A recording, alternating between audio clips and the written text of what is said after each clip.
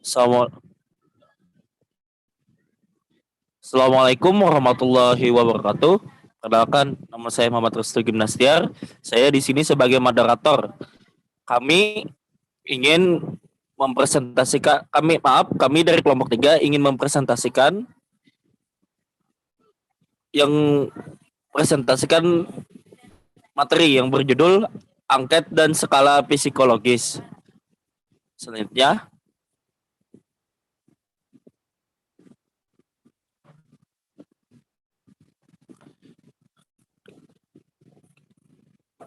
kami dari kelompok 3 yang berisikan yang pertama Azalia Nadia Putri dengan NIM 2010123320014. Yang kedua, Carlina 2010123320002. Yang ketiga, Lera Abelia 2010123220046. Yang keempat, Nurul Ma'rifah dengan NIM 2010123220028. Ya, selanjutnya Rida Maulidia 2010123220008. Siti Hairul Nisa dengan NIM 2010123320009. Selanjutnya Siti Hajar 2010123120009. Dengan saya sendiri Muhammad Restu Gimnastiar dengan NIM 2010123210007. Selanjutnya akan dilanjutkan oleh teman saya. A. Pengertian angket dan skala psikologis. Angket atau subkuesioner didefinisikan sebagai sejumlah pertanyaan atau pernyataan tertulis tentang data faktual atau opini yang berkaitan dengan diri responden yang dianggap fakta atau kebenaran yang diketahui dan perlu dijawab oleh responden. Dari rumusan pengertian angket dan skala psikologis di atas dapat dipahami. Dilihat dari bentuknya yang sama-sama tertulis, memang hampir tidak ada perbedaan antara angket dengan psikologis. Next. Secara lebih detail, perbedaan angket dan skala psikologis itu ditunjukkan oleh Saifuddin Azwar 2005 berikut. 1. Data yang diungkap, angket berupa data faktual atau yang dianggap fakta dan kebenaran yang diketahui oleh subjek. Sedangkan data yang diungkap oleh skala psikologis berupa kontrak atau konsep psikologis yang menggambarkan aspek kepribadian individu.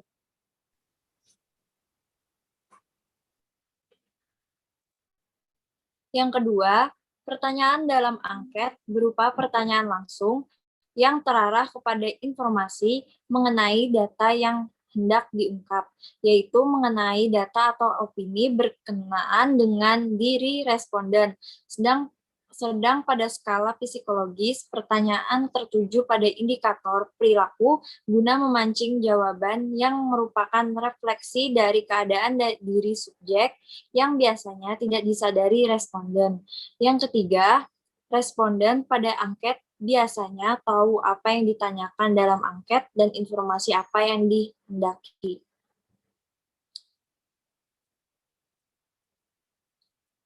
Keempat, jawaban terhadap angket tidak bisa diberi skor dalam arti harga atau nilai, melainkan diberi angka atau coding sebagai identifikasi atau klasifikasi jawaban. Respon terhadap skala psikologi diberi skor melalui proses penskalaan. Yang kelima, satu angket dapat mengungkap informasi mengenai banyak hal, sedangkan satu skala psikologis hanya diperuntukkan guna mengungkap suatu atribut tunggal atau unidimensional.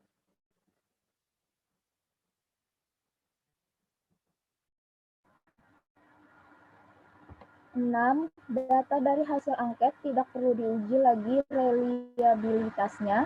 Reliabilitas validitas angket terletak pada terpenuhinya asumsi bahwa responden akan menjawab dengan jujur apa adanya. Sedangkan hasil ukur skala psikologi harus teruji reliabilitasnya secara psikolometris karena relevansi isi dan konteks kalimat yang digunakan sebagai stimulus pada skala psikologi lebih terbuka terhadap error. Yang ketujuh, validitas angket lebih ditentukan oleh kejelasan tujuan dan lingkup informasi yang hendak diungkap.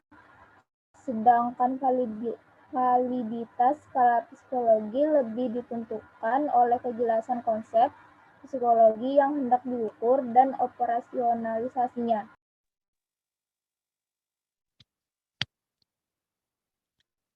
B. Kegunaan angket dan skala psikologis. Macmillan pada tahun 2001 di halaman 257 memandang kuesioner sebagai teknik yang banyak digunakan untuk menggali informasi dari subjek. Kuesioner dipandang relatif ekonomis, sebab dalam waktu singkat sejumlah pertanyaan atau pernyataan bisa dijawab oleh responden dalam jumlah yang banyak pula. Seperti disajikan di atas, terdapat perbedaan penggunaan antara angket atau kuesioner dengan salah psikologi. Ketika mengungkap konstruk atau konsep psikologis yang menggambarkan aspek kepribadian individu, digunakan skala psikologis.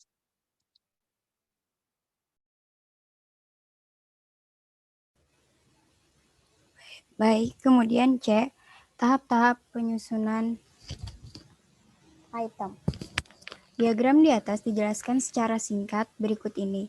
Yang pertama, justifikasi. Yang kedua, menetapkan tujuan.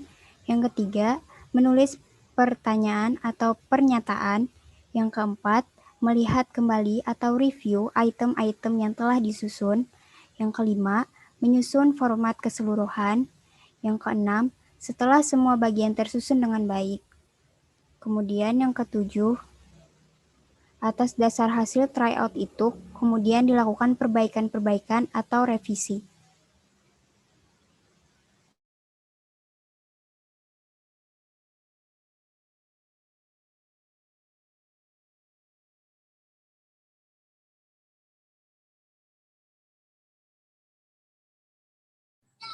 Baik, yang ke-10, tahap-tahap penyusunan kuesioner. 1.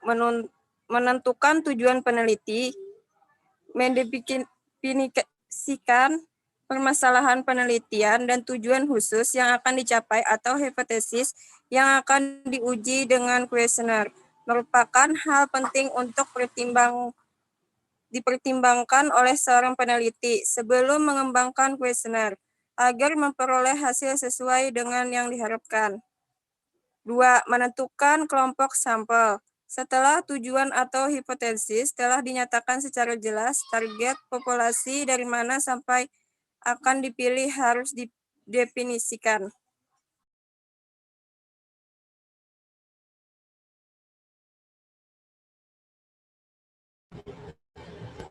3. Merancang kuesioner. Beberapa kuesioner penelitian dilemparkan bersama-sama dalam 1 atau 2 jam. 4. Menguji cobakan kuesioner. Sebelum kuesioner disebarkan kepada responden, uji cobakanlah terlebih dahulu kepada sejumlah kecil responden. Ini gunanya untuk mengetahui validitas dan reliabilitas alat ukur dimaksud. 5. Komunikasi awal dengan sampel. Para peneliti menemukan bahwa menghubungi responden sebelum mengirim kuesioner akan meningkatkan tingkat respon.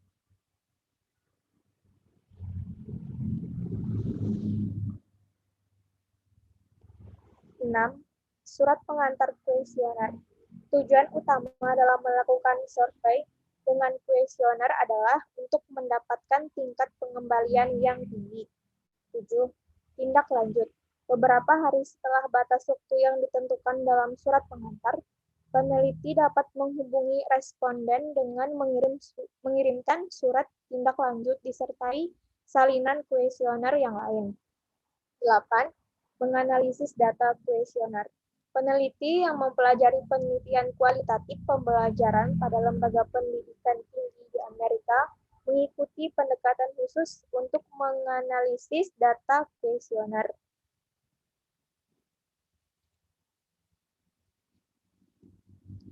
Selanjutnya, saya kembalikan kepada moderator.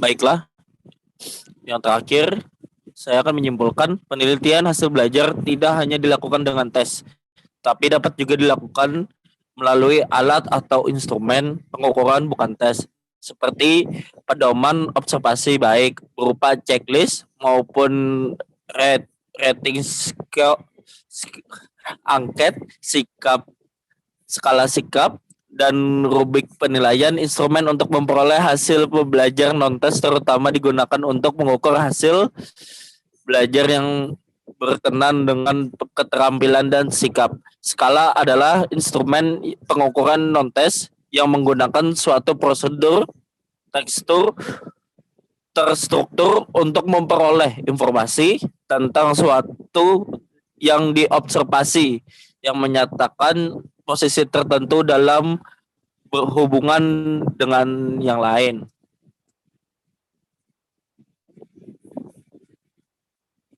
Baiklah, sekian, terima kasih. Jika ada pertanyaan, silakan ditanyakan kepada media yang telah disediakan. Terima kasih atas perhatiannya. Wassalamualaikum warahmatullahi wabarakatuh.